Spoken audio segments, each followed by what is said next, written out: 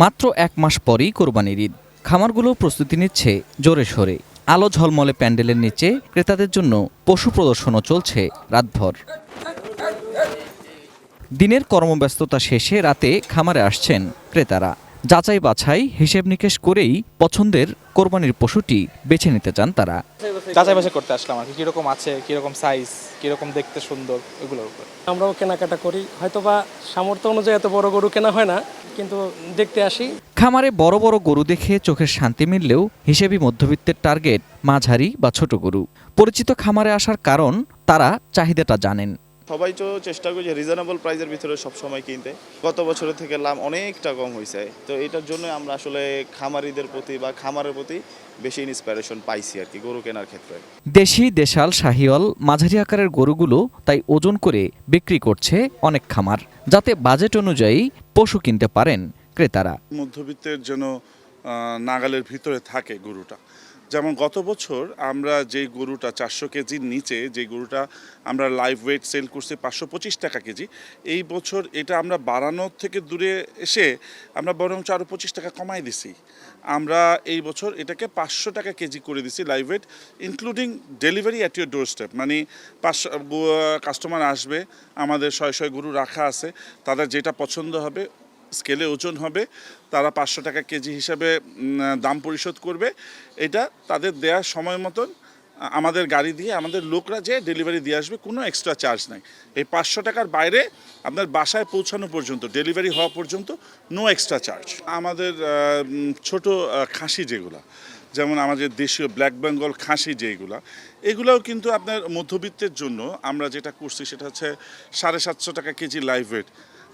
এটাও কিন্তু যেগুলো হচ্ছে 20 কেজি 25 কেজি ওজনের যে খাসিগুলা, 30 কেজি ওজনের যে খাসিগুলা, যেগুলো আমাদের দেশীয় ছোট খাসি, ছোট পিওর ব্ল্যাক বেঙ্গল খাসি যেগুলো, এগুলোও কিন্তু আমরা মধ্যবিত্তের জন্য কিন্তু আয়োজন করছি। আমাদের এই বছর প্রায় 1200 ব্ল্যাক বেঙ্গল খাসি থাকবে 30 কেজির নিচে, যেগুলো মধ্যবিত্তরা খুব সহজেই ক্রয় করতে পারবে। 1-1.5 লাখ টাকার মধ্যে তো গরু আমরা ওই যেটা বললাম, যদি 1 লাখ টাকা দিয়ে কিনতে চায় তাহলে তাকে 200 কেজি লাইভ ওয়েটের একটা গরু নিতে হবে। 200 কেজি লাইভ ওয়েটের গরু একদম তার বাসায় পৌঁছানো পর্যন্ত 1 লাখ টাকা পড়বে।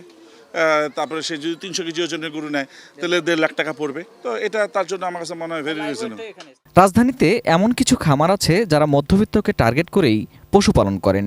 মোহাম্মদপুরের সিম্বা ফার্ম হাউস এদেরই একটি। এখানে রয়েছে ভাগে কোরবানি করার সুযোগও। কয়েকটা গরু ভাগের জন্য রাখবো।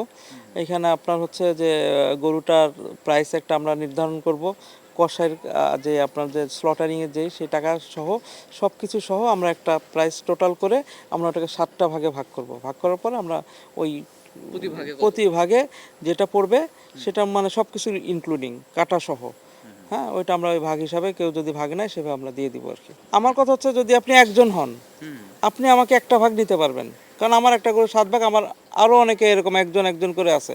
আবার আপনি যদি 5 জন আসেন, আপনি 5 জন নেন, আর 2 জন আমি দিয়ে দিব। গরুর মাংসের এখন অনেক দাম, গরুর অনেক দাম, হ্যাঁ, এখন আমরাও দিতে পারছি না। এখন একটা মানুষ কোরবানি দিতে চায়, ওনার কোরবানি দেওয়া ওয়াজিব হয়ে গেছে, উনি দিতে চাচ্ছে, তাহলে ওনার ব্যবস্থা কি?